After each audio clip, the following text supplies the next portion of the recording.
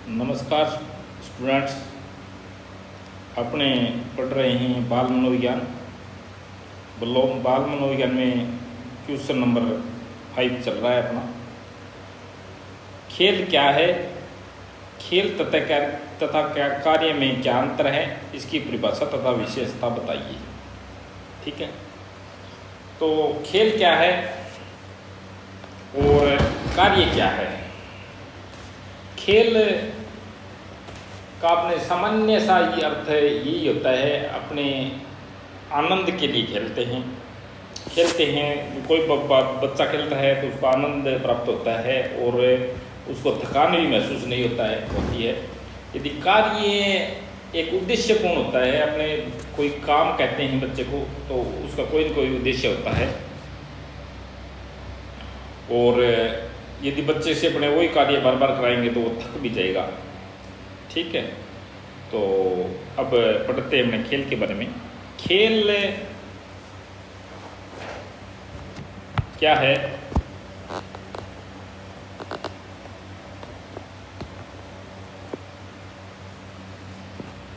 खेल वस्तुतः मनुष्य को सुख प्रदान करने वाली क्रिया है, जो उसके मानसिक यहाँ पे परेशानी कर लो आप, मानसिक परेशानी को मिटाती है तथा उसके जीवन को प्रेरणा देने का कार्य करती है। ठीक है, तो खेल के माध्यम से अपने को एक तो शरीर को सुख प्रदान होता है, आनंद आता है, और मानसिक रूप से अपने परेशान होते हैं और खेलने स्टार्ट हो जाते हैं या खेल देखना भी स्टार्ट कर देते हैं, तो अपनी मानसिक परेशानी दूर हो जाती है।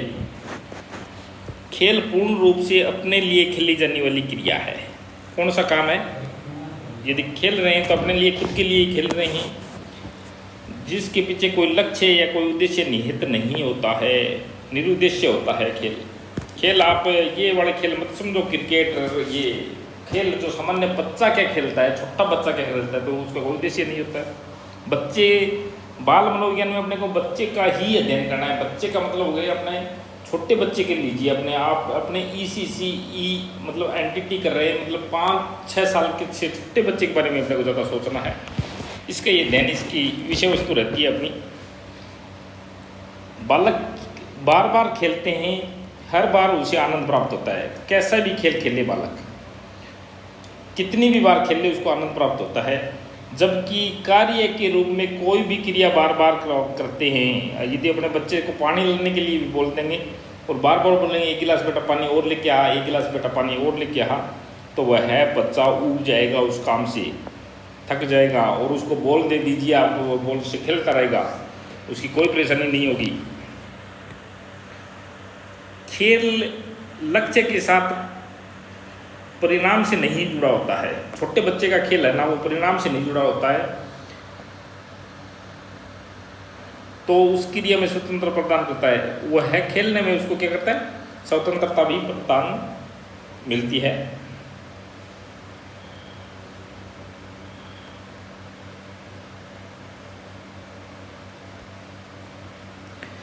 खेल और कार्य में क्या अंतर है? खेल तो स्वतंत्र होता है और कार्य है वो एक प्रकार की बंदिश होती है बच्चे के लिए।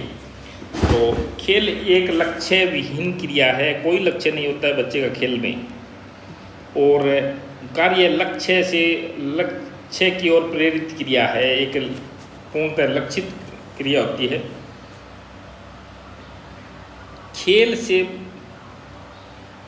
खेल बालक की स्फूर्ति प्रदान करता है, बालक में स्फूर्ति आती है, और काम करवाएंगे तो उसमें थकान महसूस करेगा बच्चा। खेल में समय की तथा कार्य पद्धति की परितंत्रता नहीं होती है, मतलब खेल के समय बच्चा अपने आप को स्वतंत्र महसूस करता है, और यदि उससे काम करवाएंगे तो वह अपने आप को बंदिश महसूस करता है। ये मैंने पहले ही बता दिया आपको। ये नॉर्मल खेल और कार्य में अंतर अपने जानते ही हैं, इसको आप पढ़ लेना, आपकी समझ में आ जाएगा, कोई बड़ी बात नहीं है। कार्य अधिक बार करने पर निरसता प्रदान करता है। खेल बार बार खेलने पर आनंद आते रहते हैं। खेल के द्वारा केवल शारीरिक तथा बुद्धि ही प्रभावित नहीं होती, वरन जीवन के समस्त पहलुओं के विकास पर खेल का प्रभाव पड़ता है। सामाजिक, शारीरिक और मानसिक विकास बच्चे का होता है खेल के माध्यम से।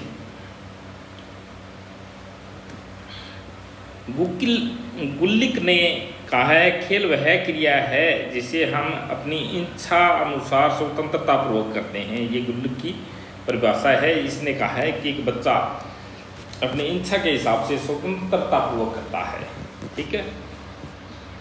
और वेल्टाइन ने कहा है कि वेल्टाइन है, ई है यहाँ पर, है नहीं है ये वाला, के अनुसार जो क्रिया खेल के लिए की जाती है वही खेल क्रिया कहलाती है। खेल आनंददायक होते हैं। खेल का उद्देश्य खेल ही है। खेल में किसी प्रकार की बाध्यता नहीं होती है। बालक को लंबे समय तक खेलकर शारीरिक मेहनत कर लेता है, परंतु फिर भी उसमें उबता नहीं है तथा थकान का अनुभव नहीं करता है, क्योंकि खेल स्वेच्छा से खेला जाता है तथा उसमें कोई बाह्य दबाव नहीं होता है। ये वेल्टाइन की परिभाषा है। तो परिभाषा तो आपको याद ही रखनी पड़ेगी, क्योंकि जिस मनोवैज्ञानिक ने अपने हिसाब से दे दी वही होती है। तो ये है खेल और कार्य में अंतर हो गया। खेल क्या चीज़ है और कार्य क्या चीज़ है। ये 5वां क्वेश्चन आपका यही था कि खेल क्या है, खेल तथा कार्य में अंतर क्या है, परिभाषा किसने दी है। तो आपने एक तो गुल्लिक और एक वेल्टाइन की परिभाषा 2 दे दी हैं। इसको थोड़ा सा आप ध्यान में रखना। परिभाषा आपको याद रखने की जरूरत नहीं है, मगर बड़े वाली परिभाषा है ये तो है वेल्टाइन की, और छोटे वाली है वो गुल्लिक की है। इस प्रकार से कर लो, कैसे कर लो, थोड़ा थोड़ा दिमाग में रहनी चाहिए आपकी परिभाषा किसकी हो सकती है। तो इसमें आपको ऑप्शन में परिभाषा दे करके नाम ही पूछेंगे आपसे, ये क्लियर ही है, क्योंकि ऑप्शनल में परिभाषा देना बड़ी मुश्किल काम बात हो जाती है। अब आपका क्वेश्चन आ गया 6 नंबर, खेल कितने प्रकार के हैं वर्णन करो। तो खेल कितने प्रकार के होते हैं, इसमें अपने खेल के 2 प्रकार बताए गए हैं। एक तो सक्रिय खेल, जिसमें बच्चा सक्रिय रूप से लेकर भाग लेता है। आप यहाँ पर छोटे बच्चे से संबंधित खेलों को ही समझना, बड़े बच्चों से संबंधित कुछ नहीं समझना है आपको। बड़े बाल मनोविज्ञान में आप एक बच्चे को सामने रख के इसका अध्ययन करोगे तो आपकी बिल्कुल परेशानी नहीं होगी। जब भी आप बुक्स खोलो, आप एक बच्चे के बारे में पढ़ रहे हो, ये क्लियर दिमाग में ले लिया करो कि आप एक टीचर हो, आपके सामने एक स्टूडेंट बैठा है, ये दिमाग में रखो आप, ठीक है। सक्रिय खेल में जिसमें शरीर से कोई क्रिया होती है वह सक्रिय खेल होता है, और जिस निष्क्रिय खेल वो होते हैं असक्रिय खेल। जैसे अपने टीवी में से आनंद प्राप्त कर रहे हैं, मनोरंजन तो अपने को मिल रहा है टीवी से, मगर अपने शरीर तो उसमें कोई काम, रेडियो से सुन रहे हैं या और कुछ गाने बजाने सुन रहे हैं या देख रहे हैं, नाटक देख रहे हैं या बच्चों के दूसरे खेल देख रहे हैं, तो अपने तो कुछ नहीं कर रहे हैं ना उसमें, उन्हें असक्रिय खेल हो जाते हैं अपने लिए। तो सक्रिय खेल वह खेल है जिसमें बालक को आनंद स्वयं अपनी क्रियाओं के परिणाम स्वरूप आता है। स्वयं कोई क्रिया करता है उससे आनंद आए ना, वो ही सक्रिय खेल है। बालक को वो खेल के माध्यम से आनंद पाते हैं, अतः अधिकांशतः सक्रिय खेल खेलना पसंद करते हैं, किंतु इन खेलों के कुछ तथ्य प्रभावित करते हैं। जैसे सक्रिय खेल में साथियों की आवश्यकता पड़ती है। 2-3 बच्चे सक्रिय होकर के बॉल खेल रहे हैं, कुछ भी खेल रहे हैं, तो सक्रिय खेल में बच्चों की आवश्यकता पड़ती है। लड़कियां लड़कों की तुलना में कम सक्रिय होती हैं। ये अपने को जन्म से ही पता लग जाता है कि लड़की थोड़ी सी स्थिर होती हैं और लड़के ज़्यादा सक्रिय होते हैं। सक्रिय खेलों का बालक के स्वास्थ्य पर सीधा संबंध पड़ता है, बालक का स्वास्थ्य अच्छा रहता है।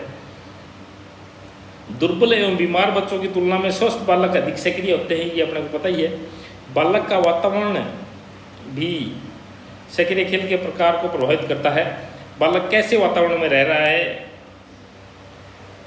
यदि गरीब वातावरण है उसमें माता पिता उसको बिल्कुल सहयोग नहीं करते, अपने आप खेलता रहता है बच्चा, और यदि थोड़े से आर्थिक कंडीशन ठीक है तो उसमें माता पिता और पारिवारिक सदस्य भी उसकी सहायता करते हैं, तो वातावरण प्रभावित करता है। सक्रिय खेलों को बालक की बुद्धिमत्ता भी प्रभावित करती है। अधिक तीव्र बुद्धिबल बच्चा होगा तो वह ज़्यादा खेलेगा, और थोड़ा सी यदि मंद बुद्धि या जड़ बुद्धि है तो बिल्कुल, जड़ बुद्धि तो बिल्कुल नहीं खेलेगा, पागल की श्रेणी में आ जाता है जड़ बुद्धि। और ये खेल है ना बिना उपकरणों के, ये क्रिकेट वाले भी ये खेल में बता दिया आपको पहले, ये नहीं खेले माने जाते, बिना उपकरणों के खेले जाते हैं। मतलब इनमें कोई ज़्यादा उपकरणों की आवश्यकता नहीं होती, बॉल दे दी तो बॉल से खेलेगा, ये नहीं एक पूरी किट चाहिए उसको, ऐसा कुछ नहीं है। यदि उसको छोटे बच्चे चप्पलों से भी खेलते रहते हैं, झाड़ू पोछा कुछ भी आगे उनके आगे आ जाए उनसे खेलते हैं। विभिन्न प्रकार के सक्रिय खेल निम्न प्रकार से हैं।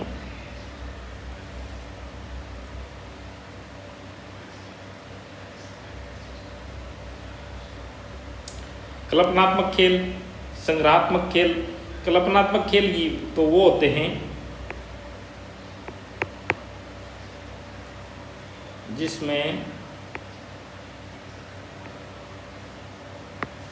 एक मिनट थोड़ा सी प्रॉब्लम है। कल्पनात्मक खेल, जेरी शिल्ड ने कल्पनात्मक खेल किसको कहा? 1 वर्ष का बालक अभिनय करना सीख जाता है, बिल्कुल हाथ लाड़ी स्टार्ट कर देता है वो गाड़ी बजाने के साथ में। जिस वातावरण में वह रहता है उसका बालकों के खेलों पर प्रभाव पड़ता है तथा उसे बालक अपने खेलों में प्रतिबिंबित करता है। कल्पनात्मक खेलों में परिवार के को खेलों में उतारना, माता पिता बच्चों के संबंध में कल्पित गुड़िया घर से स्थापित करना आदि का दृश्य प्रस्तुत करते हैं। बच्चे को क्या है, कल्पना से संबंधित अपने कुछ भी कर देते हैं। अपने ने कोई कहानी कही तो उससे संबंधित बच्चा खेल बना लेता है। कहानी में गाड़ी आई, गाड़ी उसने किसी भी चीज़ को गाड़ी मान लिया। इस प्रकार से कल्पनात्मक खेल होते हैं, बच्चे के मन में होते हैं। संग्रहात्मक खेल होते हैं, बच्चा कुछ भी संग्रह कर लेगा, जैसे सिप्पी, पत्थर, टुकड़े, सिगरेट, कुछ भी। आपने छोटे बच्चों को देखा है कि छोटे बच्चों की आदत होती है कि वो कंकर पत्थर चुन के ले आते हैं और घर में इकट्ठे करते रहते हैं, कोई मतलब नहीं होता है। शारीरिक खेल होते हैं, जिन खेलों से सामाजिक गुणों से अधिक शारीरिक क्रियाओं का महत्व हो। इसमें शरीर से संबंधित जो खेल होते हैं, ये खेल वृद्धि, विकास और मांसपेशियों तथा क्रियात्मक विकास के लिए उपयोगी होते हैं। तो वो शारीरिक के खेल होते हैं, जैसे शरीर का विकास होता है। और स्वतंत्र खेल, वो खेल जिसमें न तो समय निश्चित होता है न नियम की कोई बंदिश होती है, वो स्वतंत्र खेल होते हैं। गुड़िया, गुड्डी, गुल्ली डंडा के खेल प्राचीन अपने पारंपरिक खेल थे, वो सब स्वतंत्र खेल थे। एक संगठित खेल होता है, जैसे फुटबॉल है, क्रिकेट है, ये संगठित खेल की श्रेणी में आते हैं। ये हो गए सक्रिय खेल। अब निष्क्रिय या मनोरंजन खेल कौन से होते हैं उसके बारे में अपने थोड़ा देख लेते हैं। ये वो खेल होते हैं मनोरंजन और असक्रिय खेल। बालक कम से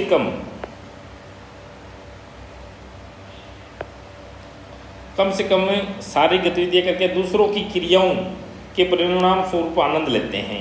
तो एक तो अपने क्रिकेट देखते हैं, टीवी पे देखें या ग्राउंड में देखें तो वो हो गया, बच्चे खेल तो दूसरे रहे मगर अपने को आनंद आ रहा है बाहर बैठे बैठे ही।